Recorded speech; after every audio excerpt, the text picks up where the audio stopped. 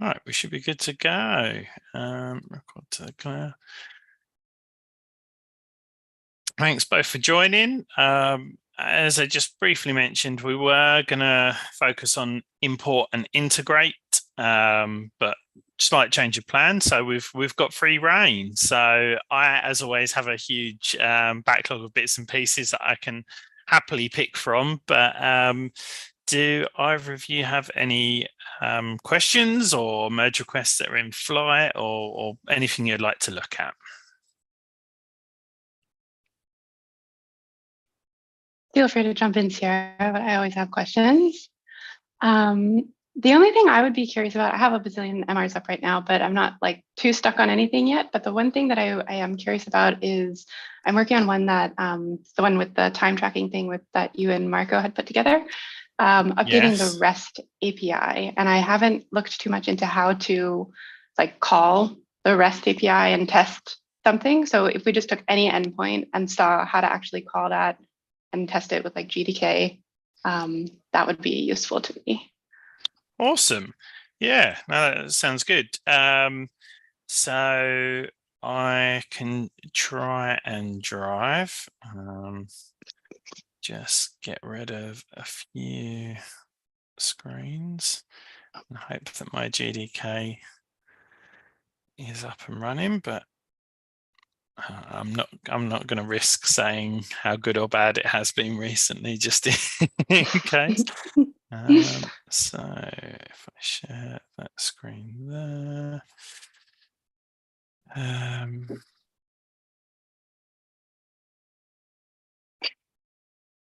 in fact, I think I might have done a GDK update this morning because I wanted to rebase something actually that had some conflicts. So I will see whether we're back up and running yet. It's taking its time. Pop that over there for a minute.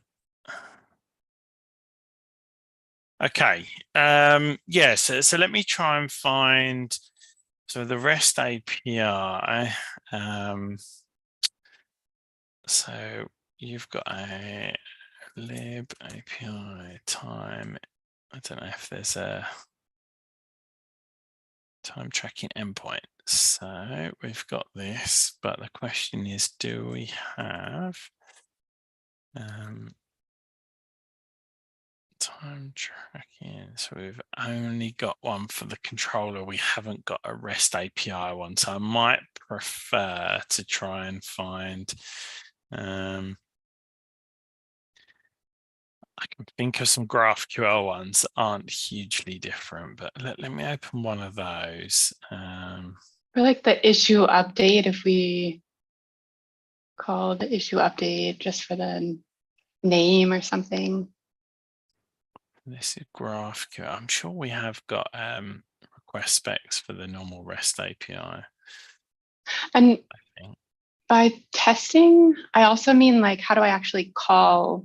Absolutely. Yeah. No, we'll totally do that as well. Okay. So GraphQL is straightforward because there's like the graphical interface and that's super easy, but. Absolutely. Yeah.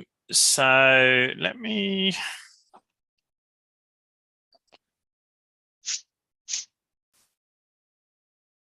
Fire up. Postman is what I use. Okay. Albeit that I'm sure there are plenty of similar. Well, in fact, let's cheat first of all. I'm hoping this will come to life in a minute. So if I go to GitLab.com to start with, so if the API endpoint that we're trying is a get, I'm sure I don't need to tell you this, but just so everyone does know, we can just hit it in the browser.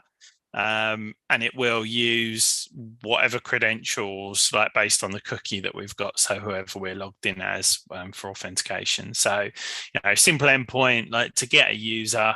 Yeah, and it'll just return the JSON in the browser. And if we want, it's a little bit easier to work with. If you go in here, then at least you can kind of navigate the JSON in a little, I don't know, a bit more prettier context, if that's the right word. As soon as you want to change or mutate, so exactly the same thing goes to GDK when it comes to life. I can run that same command, but with my GDK URL, and that works fine for GET requests. For posts, so I tend to use Postman. So now I've got to try and think of an endpoint that isn't overly destructive that I might be able to make a post request to. So let's do what would be good and get the GitLab REST API resources.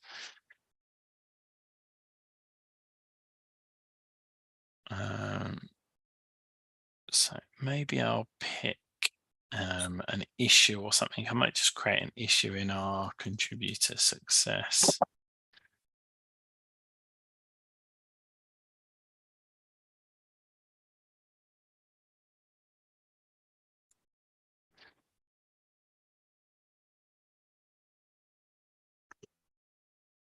I just do that.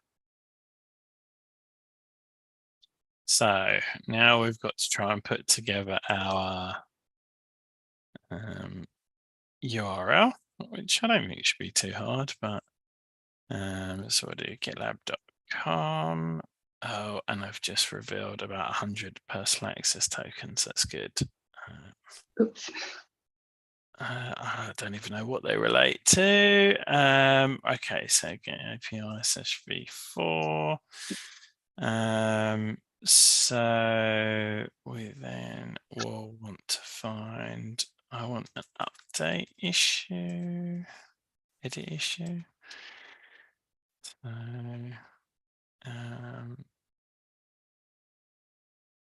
So it's a put request if we want to update an issue, so we can do a put. And we'll just take this here. So we need to know the project ID, which is there. And the issue IID, which is this one, 282. I always get confused with the IDs and IIDs, but that one there is the. So I am going to need to authenticate with this one. I think, yeah, I definitely am. So I'm just going to pause the screen share while I put an access token in. Actually, let me show it just so you can see. I'm for anyone who hasn't used Postman. So in authorization, we can do a bearer token, I think it is now. That will definitely not be a GitLab one. That will be for a completely different system, but we can just pop a token in there, and then that request will work. So I'll just pause the share while I get an actual GitLab token. Where are you getting the GitLab token? Great question. Let me just pop it in and then I'll show you where to create them. In fact, if we do it in GDK, if my GDK has come back to life, be typical, then it doesn't matter if I share. It doesn't matter if I share because you can't do anything with them. So that's much more helpful. So we've got project access tokens, group access tokens, we've even got job tokens, but personal access tokens are probably the easiest to work with. They've been around for the longest, and they're a little bit more powerful than the others. Project access tokens are a little bit more restrictive. Group access tokens require, in fact, group and project require a license as well. So if you haven't got any license installed, this is the easiest way to do it. So you go to your profile and to access tokens on the navigation. And because this isn't production, if it was production, we would be nice and secure and we'd make sure it expires as soon as, like, you know, if it's an operation that we're just working on in the next couple of days. The longest expiry is a year anyway, so even when I clear it, it'll still only be valid for a year. API will give me read and write API scope. We're not going to do anything with a repo or sudo, etc. But if you've got a self-hosted instance, sudo can kind of allow you to even impersonate other users, which is really, really handy for building automations. Elsewhere, I've created scripts that automatically created merge requests when somebody pushed up a new branch, for example, but we wanted to create that merge request as the user who pushed up the branch. So that sudo permission gives the access token the ability to do that. But yeah, we create that access token and copy it out of there, pop it in here, and I expect this to error because I've not put a body in there. But let's see what happens. Okay, so that surprises me. Is it also did you use a real GitLab project ID and issue ID? Good Not point. a GDK one. I haven't exactly. So I've still got my access tokens for here, whereas the project and issue is from gitlab.com. Good spot. So while that's going, so let's change this to gdk.test. And that project, I always like to use flight. So issue 42. Project is 6.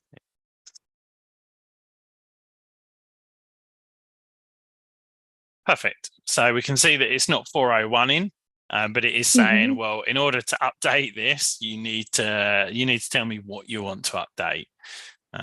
So we will put some JSON in the body, and we'll go nice and simple to start with, and we'll update the description.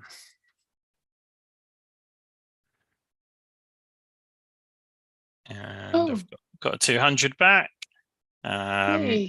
Includes most of the issue description, or issue details, I guess I should call it. And if we come back to here, you can see it's edited just now by Blake, my root user. So I can go in again.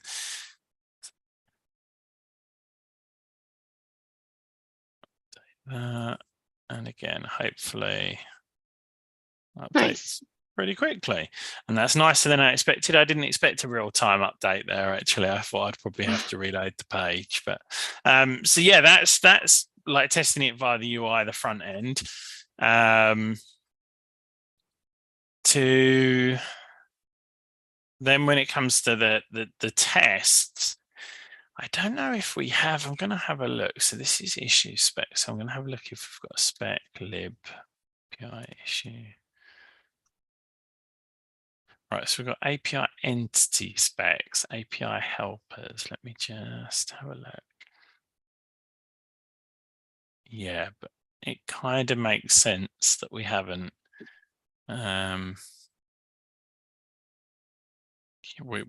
We don't try. So with GraphQL, we've got some tests where we test like a mutation, but we prefer to test the request. Exactly.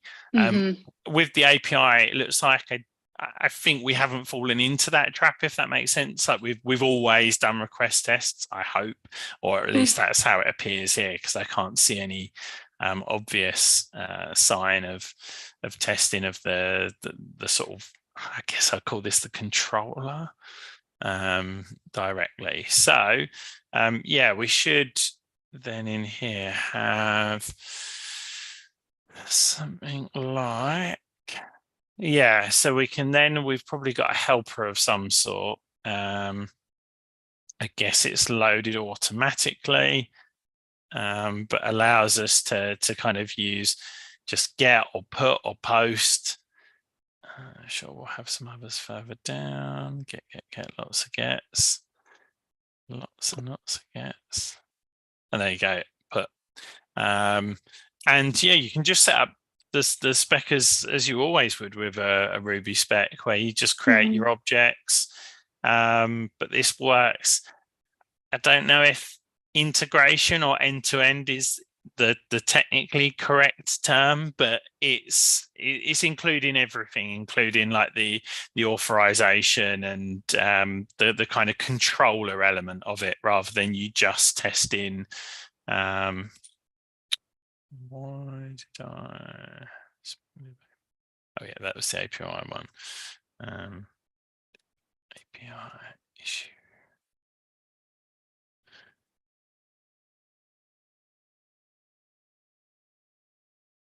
Why can't I find? There it is. Don't know why it was so far down the list.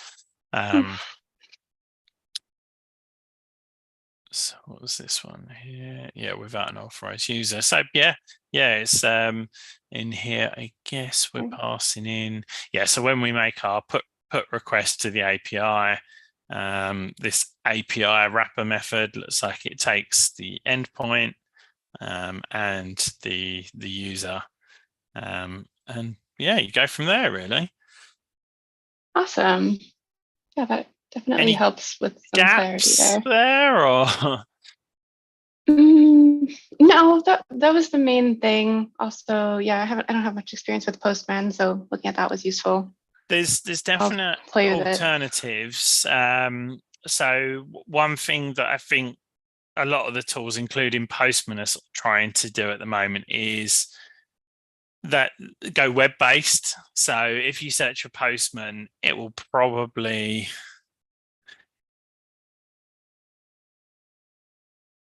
you have to download the whole app and whatnot.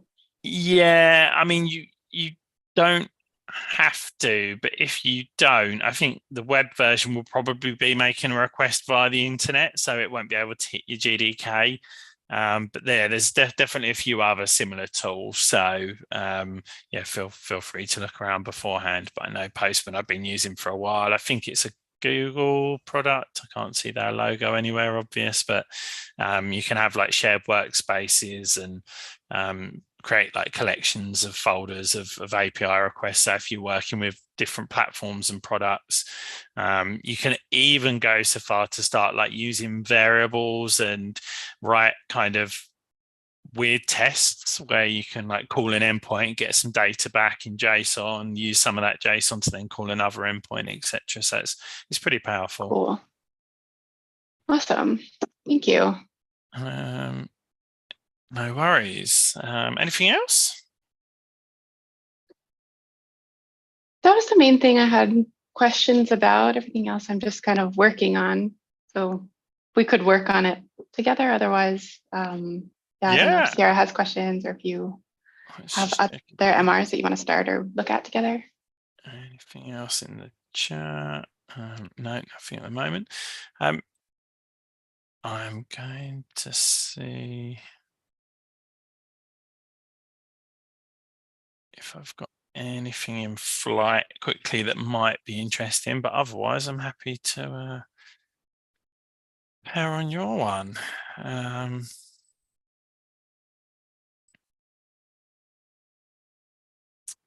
It might be interesting. Again, I'm sure most people are familiar with the process, but I've just got one thing that I said about, I did a GDK update earlier. The reason I did the GDK update was because I had a merge request that had run into some conflicts. So I might just try and do my rebase and resolve those conflicts just as a kind of, you know, we can almost archive this video as a how do you resolve merge conflicts. Perfect. Assuming it doesn't turn into a nightmare. Doesn't turn into a GDK debugging session. Exactly. So there's quite a few commits on this MR. I'm going to try just the rebase. Sometimes you're better off squashing first because you may end up resolving the same. In fact, maybe I will do that. I can't decide. No, let's try. Let's try there. So I'm sure a Git guru could show me a a better way to, okay, so first thing that's obvious here is I haven't done a pull because my my branch here doesn't match, or commits here, I should say, don't match that. So I've actually got 6, 7. So I'm still here. So I haven't pulled since all of these changes were pushed. So I guess we want to abort that and make sure we pull first.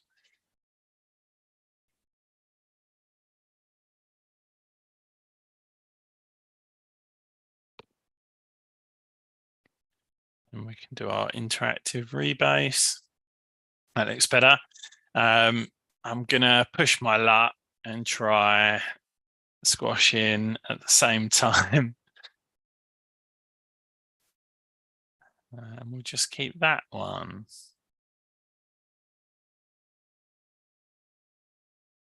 And I think the conflicts will just be where I've added it to a, I don't know if I added it to a main menu, or because this is really a docs only MR. Mhm. Okay. I find that weird that it didn't say any conflicts were found. So what's possible? Oh, it's unlikely though. So the UI will report when we've got conflicts against the canonical project, whereas the GDK update I did would be against the fork. So how can I figure out? Wow, 9,404 commits behind. I hit resolve commits here. I wonder if that'll.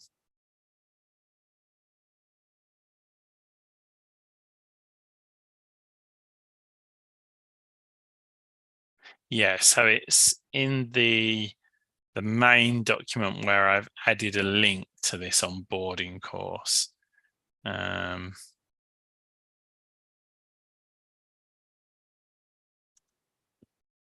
So the question is, has this one?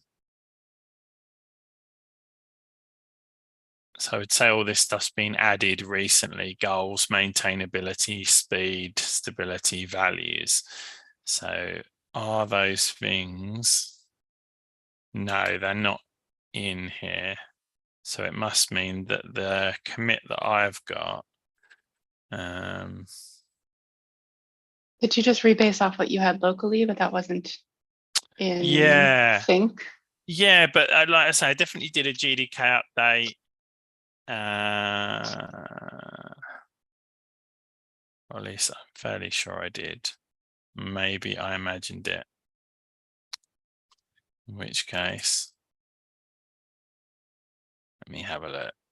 No, I obviously didn't. Oh, Scrap that then. So I'll kick off my GDK update. And are you able to share your screen, or do you just want to talk through what's the easiest way to? let me have a look because I have a lot of things in slide at the moment. I didn't have one in particular in mind. I know there are some failing tests in one. That might be something relatively simple to have a look at. Let me see.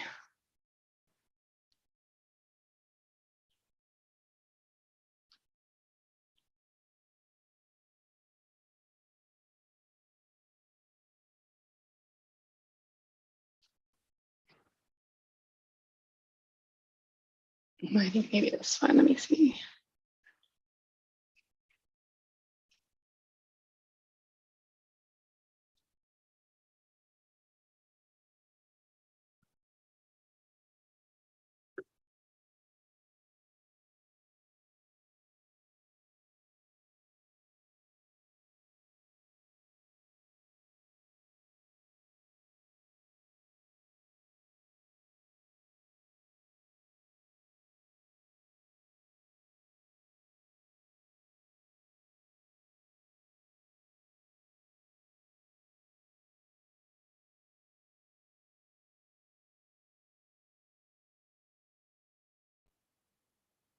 Meanwhile, I'm Okay. just check in those access tokens to see whether they're still valid. Excuse me. So far, I've got 401.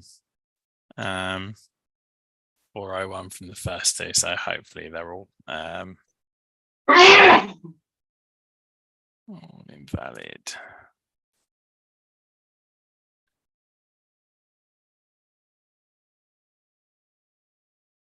Yeah, they all gave me 401, so I don't think I've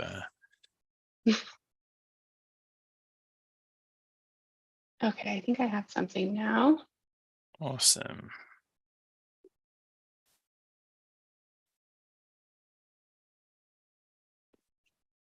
Make sure this is the failing test. And this is what I wanted to update.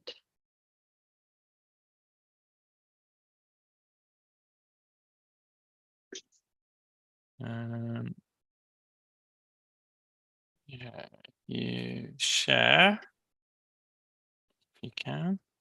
Yes. Oh, my GDK is working okay. I did an update on like Friday, I think, but I haven't looked today. Okay, let me share my whole screen here.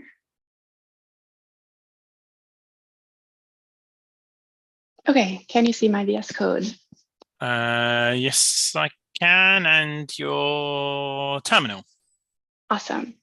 So this is that time tracking issue again. So I updated the merge request mutation, the update, sorry, the merge request to update mutation GraphQL to do it like a check for if the time estimate was less than 0, if it was negative, because we don't want it to be negative.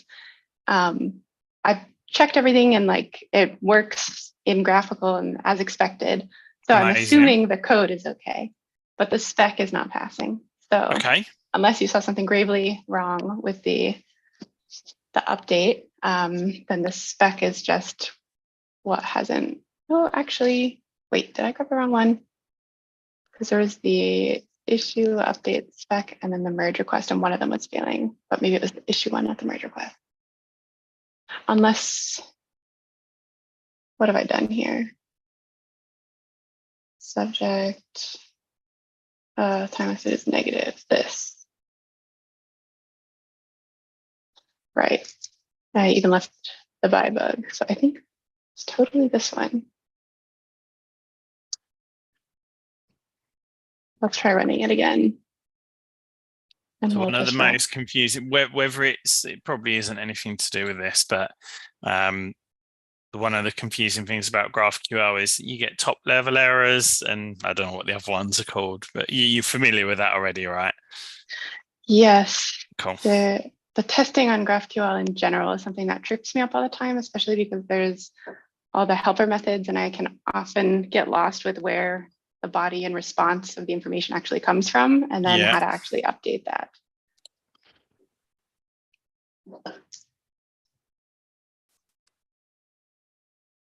Let's see, this is the MR. I think it was the one I left the by bug in. The merge request, unless it's passing oddly now, or maybe we can just look at the pipeline. That would be weird. Rubocop, that's fine. What's this?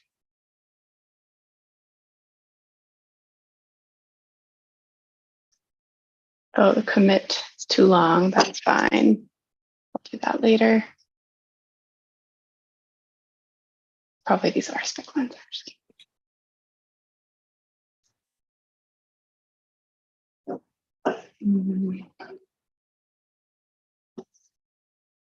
Commit message again.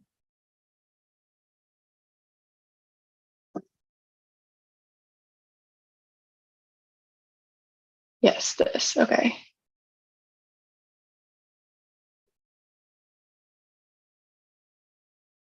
No method error, undefined methods start with or nil class. So the string was returning nil, but why is this not? There it is. Now it failed. Oh, but only if I run just a one.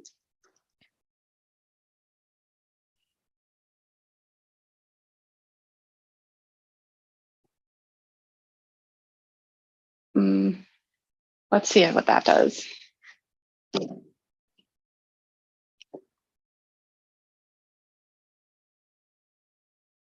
It's interesting because if it's getting as far as the time tracking formatter library, although yeah, I don't know if was this a positive or negative test, the one that's failing? But then that local failure is more of a typo-y type thing, if you know what I mean, rather than an actual. So it's kind of saying that you referenced issue somewhere where it's not available in your spec. Oh, wait, is that what I did? 0, here's a -1. Spec mutation not ready to raise an error. Ah, right, it's supposed to be merge request. That was stupid. No, not at all. We all do it all of the time. Oh no, is that really it? So the other thing that'd be super helpful while you're in here, you see how the test was moaning constantly about yeah, you know where I'm going. Yeah, feature category, but I don't know what the. Would it be? So it'd be something to do with source code. Let me just have a look whether it'd either be code review or source code or something like that. So let me have a look if I can find. It's this list. Category source. Just search. So there's source code management, code review workflow, management code. It's in.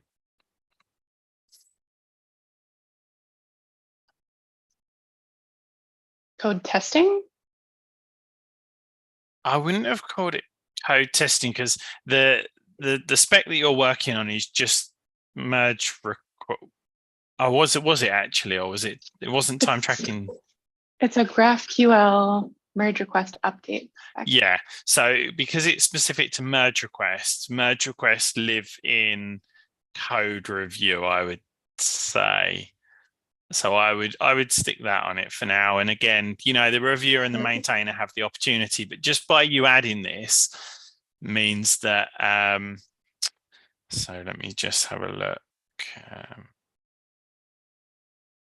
Oh, I don't know what happened. Yeah, just by you adding it, kind of forces it to then be discussed and reviewed, and it'll then get added for future. So. That's true. Even if we don't get it right, it's yeah, it's definitely a positive. Would you say the same for the issue one as well then? No, so the issue one probably will be something like team planning. I'm just going to have a look.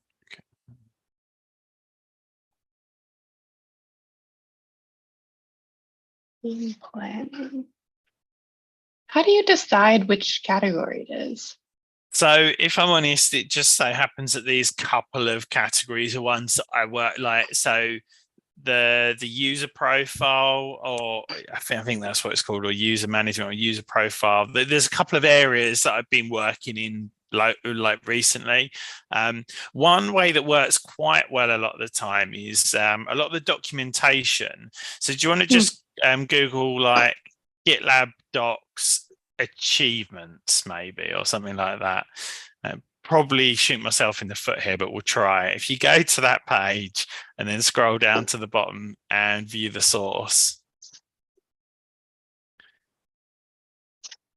at the top there, it gives you the, so this one's interesting. It gives you the stage and the group. It doesn't actually give you the category. But if you were then to look at that group, you would see that I think there's probably like user profile and maybe like one or two other sections. So like with GraphQL, you're probably going to struggle. But if you were to go to just like issues in general, that would probably be where I would start, and that'll probably like come up with like project management or project planning or something along those lines. There you go. And again, we could have a look on the product categories to see what's project management made up of. Is there any project management? There's not. Oh, groups and projects. No, so let me send you a quick link. GitLab products categories. So I've just dropped a link in the chat, which is the page that I don't actually have it bookmarked, but it auto completes every time I'm going to it. So if you search on this page for project management. Okay. So then underneath that, you can see, in fact, project management has only got one category, which is team planning. So therefore, these are the categories. Exactly. So if you go so maybe we could check. So on the right hand side, where you got that's a plan stage, but then under create, you've got source code group and code review group. So you could have a look to see whether my guess for that was correct as well. So source code has source code management, a bit generic, but if you go to code review group, yeah, that doesn't really help either. I was hoping it'd say like merge requests under there, but I guess that's underneath the code review workflow. It's because the category is code review workflow, and then underneath that includes some other things. Maybe if you click documentation on against the code review workflow, we might be able to see that next. There you go. Merge request is the top thing that came up. Nice. So, okay. It is a little bit of just, you kind of get used to it a little bit, but there are a few tricks. Definitely the documentation and looking at that hidden bit of, I mean, they call it front matter, the kind of YAML-y annotations at the top of the file. Yeah. Okay. That makes sense for this merge request. Right. So then the issues would be, that was the same, was it? Because it was still project management. And project management only had one.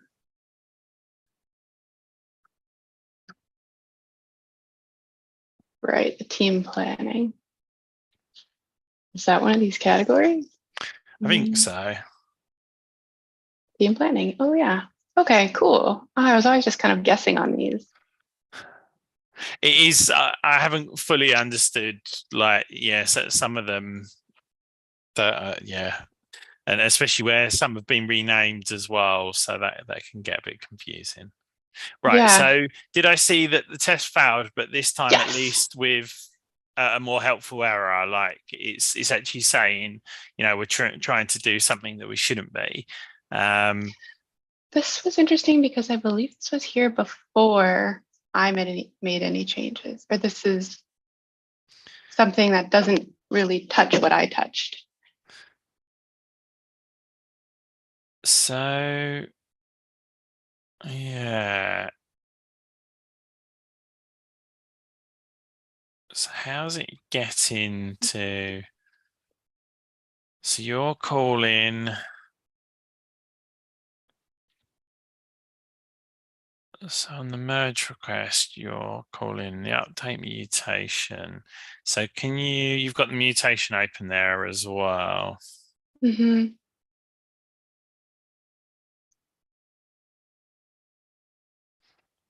So we say past estimate is equal to the estimate of past. So what's annoying is it's not giving you much of a backtrace in that. Oh, I didn't think it was. Could you flip back to the error for a moment? Thank you. No. Well, it is saying that we're inside the time tracking formatter trying to do pass. Yeah, okay. So if we dig into the time tracking formatter, and what's the is it sort of a null or a nil or something that we're passing in? What's it saying? No, Yeah, so we must be passing a nil into this. Oh, that's because I did this check. So if it's negative, then it's nil and it doesn't make a change, whereas it does get to the time tracking formatter because that's used for other stuff, like also the time estimate update or the adding and subtracting time, not necessarily just the setting Gotcha. the initial estimate. So the decision to make, I guess, is do we add some kind of guard clause inside the time tracking formatter? If it's like nil, if it's the update, then don't do this. Or yeah, or just do we handle a nil value in here, or do we handle it outside of here? Like before calling this, should we check whether it's nil, or should we check in here and just return a 0 or something like that if nil's passed in? The fact that it hasn't needed to be done today suggests maybe we should handle it outside of here and before, like we don't call this class or this method if we've got a nil value. But I'm open to. I'm thinking if we don't call it in here, though, we're going to have to put that check in several other places. Okay. We can do it in but here. It might only apply to this one case. But then it would still be stupid not to update it everywhere. It's just thinking that like nil's probably a really special case where if you've got nil, you probably want to either like you want to go down a different path, right? The only reason you're calling this time tracking formatter is to sort of change something that's in like an English readable string into a number. So I guess it's that, we don't really need to pass anything if it's nil. But we could just return 0, I think, if string is nil, and see what people say. I feel like that would be okay, because then it would set the estimate to 0, which is the logic anyway. Or string equals nil. Yeah, I think you'll just do the same as before. Your string dot nil question mark. Oh, yeah. I always write it like this and then Rubocop. Oh, okay, yeah. It's funny because I'm not, and you could probably do it as a one-liner as well to return 0 if, yeah. And then just leave it like that. Absolutely, and see if your test it's better or worse. Or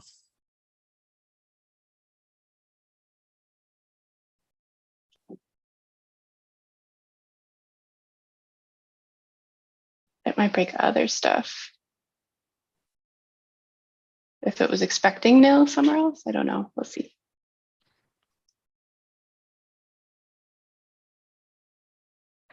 Did the time tracking stuff exist before Marco made all the changes, or did he do the entire time tracking piece? No, time tracking's been there for a long time. Yeah, but it's just not heavily used, and understandably so, I guess, because it's not hugely feature rich at the moment. So main thing is you can get the information in, but it's very hard to get the information out. So once we do a bit more work on that, and obviously the global time tracking report, which is something that I started and Marco kindly took over. That's kind of the start of being able to then actually get that data back out for billing purposes or whatever it might be.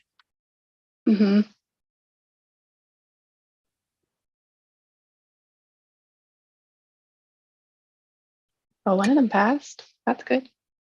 Good start. I should have just run the whole file. But it's quite slow, I think, because I'm sharing my screen and have the GDK and a bunch of stuff open.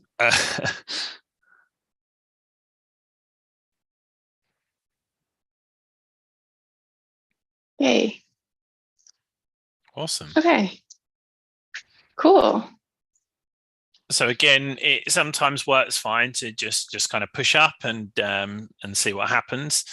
But you may want to try and find the specs for the time tracking formatter and see if they all still pass as well, or chances are you'll want to at least add another spec to that suite for this nil case to make sure that it returns 0 if you pass nil in. Okay. For this time tracking spec. Yeah, that makes sense.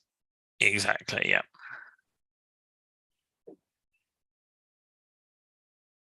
Makes sense.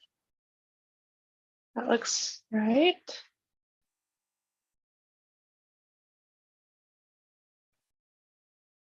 Handles negative time input. I guess we could just do a nil one basically.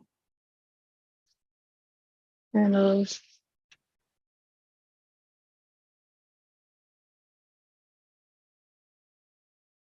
Or wait, that's going to be, no, that's right. Could it convert it to a string perhaps? Could it be that simple? Okay, so you're actually inside the output method here, and it's not the output method, it's the pass method, I think, that you Oh shoot, you're right. Okay, good. So I was thinking, yeah, we're definitely expecting a numerical output, aren't we? So Negative duration. Yeah, that would make sense. Okay, but it is basically the same. Or, but why would the duration go in? It would only be set to nil in, well, how would it get to be nil, I guess? I think that's what I'm trying to figure out, because I guess it's the mutation takes lots of arguments because it can update lots of different things, right? So, but surely you would never call. Okay, sorry, would you mind showing me the mutation again? I just Oh trying yeah, to understand. So it's merge request update. So ready. I think it Okay, would fail. It wouldn't let you right. put in nil. Well, I think the thing is, all this stuff. So did you add pretty much all of this code inside the ready block? Not all of it. It was just this check. They already had a check for nil and parsed time estimate nil. It So was if just it's not the nil, 0 one. okay, gotcha. And the pass time estimate is less than 0. Okay. So it feels like, there's quite a lot of time estimate related stuff now in this method. Probably enough that I would like it to see it maybe separated out into like a separate method to kind of validate time estimate, time tracking, whatever you want to call it. And the first thing there could be a guard clause that says if the time estimate's nil, then bail out, because we're already checking whether time estimate is nil twice in this code block, and then the method that you've just called the pass method, you've added another nil check, so you're now checking whether time estimate is nil 3 times. Yeah. So Okay, so you would put like a helper method down at the bottom here or something. yeah, exactly. Maybe like validate time estimate args, or I don't know. Again, I don't consider myself an expert, so the reviewers can definitely help us. Okay, that makes sense. Okay, cool. I can work on that. Thank you so much for helping No me worries at all. figure Thanks that. for joining. Anything else before we disappear then? I think I'm okay. Just yeah, working through a few things. I've got to get back to you on that other MR for the FAQs page. No, I appreciate you chipping away at that one. And again, huge thanks for all your effort in the hackathon. It looks like were you third? I know that they have to be merged still, but you're up there at the top, right? I know I created a lot of work for myself, so I'm trying to get it over the edge now. Awesome. Well, you got a month to get them merged, so it's not too bad. But really appreciate that. Thanks very much.